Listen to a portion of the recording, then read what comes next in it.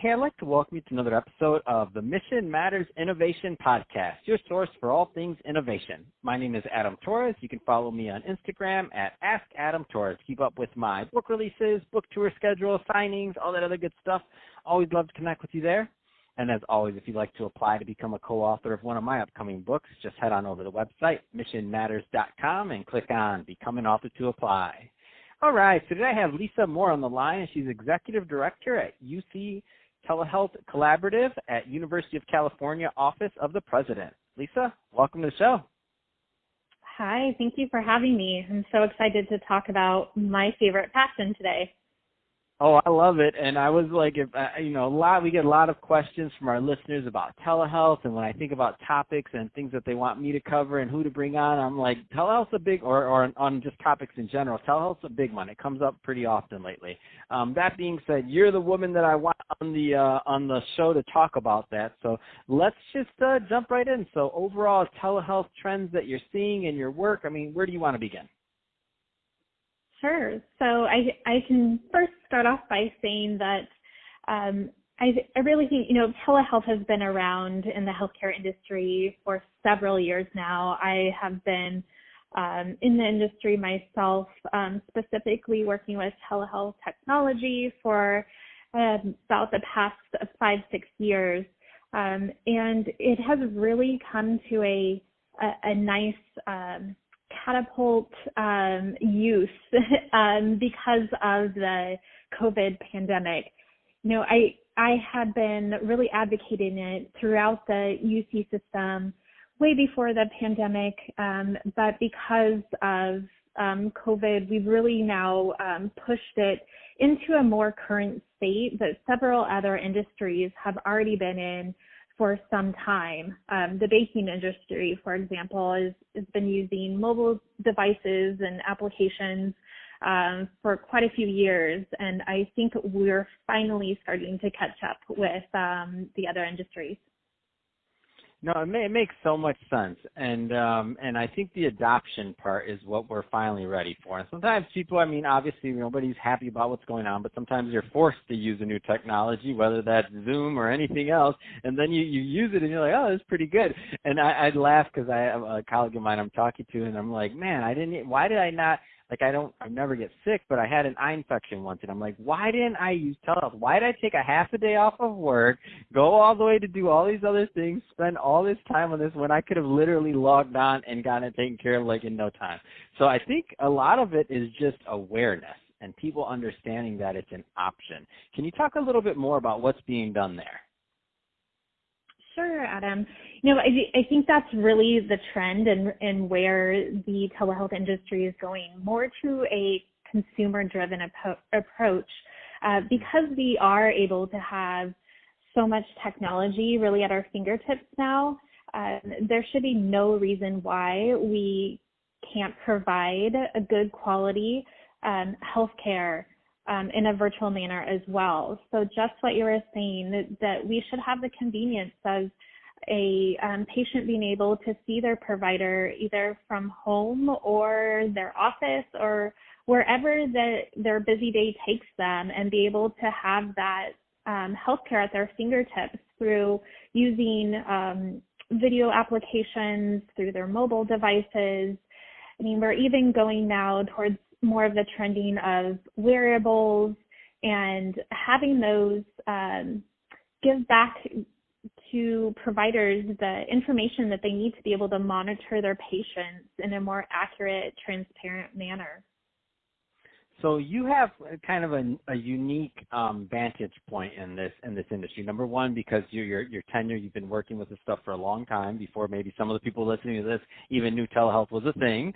And then you also see the collegiate side, you see the doctor side, you see the patient side, you see all the different, I guess you'd say all the different parties to that. One thing that I don't think we talk about often about this is the doctors and or the providers, their acceptance side of things. How do you see that going? Our doctors, and you're not speaking for the entire medical field, obviously, but just your feel on how that's kind of taking place. Are people adapting to it and liking it, or what's your thought on that?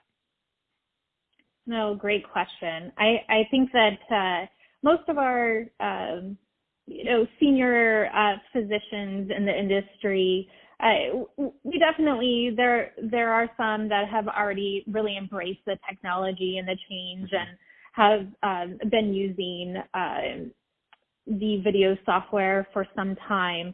And then you have the medical students and those that have just graduated from med school. They are learning that is pretty much the new way of delivering care. But then I think also really going back to the pandemic has pushed the other maybe physicians that were uneasy about using the software, or they had some hesitation, or just didn't really have comfort with it, are now really being forced to, from that consumer patient driven aspect of the patients really want it and need it. And so they're now having to get on board and use it whether they like it or not. So, you really see all different angles of those early adopters versus those that have been resistant in the past. And we actually make sure that we're also tracking not only patient satisfaction with using the telehealth technology, but provider satisfaction as well. This is also a tool for a lot of our providers today to help with physician burnout.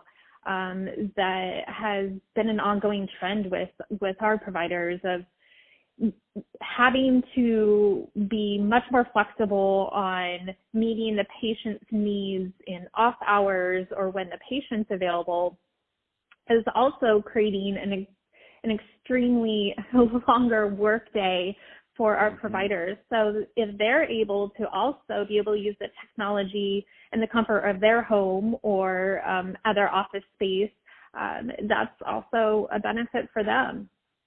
Man, that's huge. I love it. And so, and you brought up a point. I just want to ask one follow-up question to that. So, because I've just always been curious about this. So, is there now more, and there may have always been, and I just was naive to it. Is there curriculum like on things like I don't even know if I'm saying it right, bedside manner, or like how to conduct these calls for the new physicians going through med school? I'm just curious. Yeah, I think a lot of the different universities have their own curriculum that they do follow.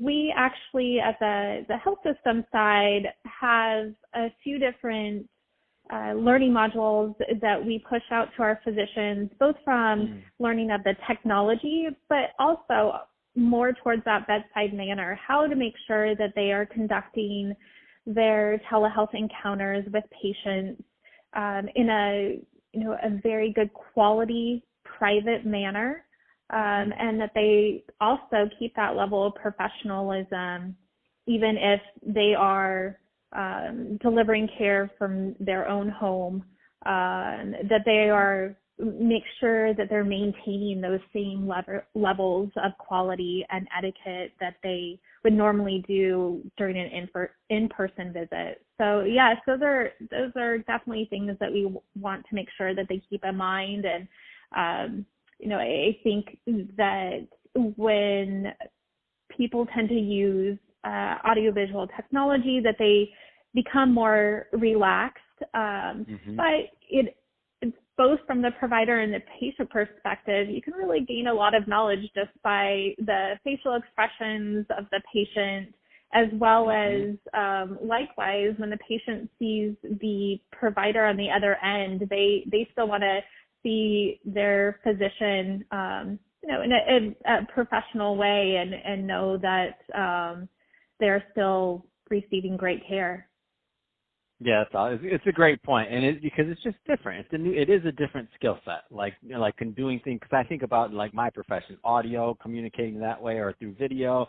Like I do it in the entertainment field, but when I think about like that took me years to learn. Like it's a different skill set. So even for a doctor, I'm like, man, that's hard to be able to have to like overnight for some to flip the script and to be communicating through video as a primary means. I'm like, man, that's tricky. Definitely. We're having to even make sure that they're, the placement of their camera is in a I feel so bad for them. For them even to have that conversation. They're like, what? I have to do the placement of the camera. What is this? Yes. And lighting in the background. And Thank you, doctors that are listening to this. I appreciate all your hard work and going through what you're going through right now, because I know it's not easy. Definitely.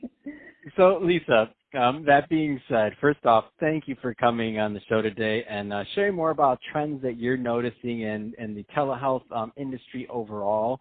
And to the listeners, thank you for tuning in. Hope you got a lot of value out of this. If you did, don't forget to subscribe to the podcast, leave me a review on the Apple iTunes Store, and for those of you that are watching this on our YouTube channel, Mission Matters Innovation, definitely give us a subscribe there, but also leave us some comments in the video. Love to know what kind of projects and things that you're working on. And Lisa, if somebody's listening to this and they want more information on your work or to connect with your team, I mean, what's the best way for them to follow up and learn more about what you're up to? Sure, they can find me on LinkedIn. So it's Lisa Moore, and I work for the University of California Health System.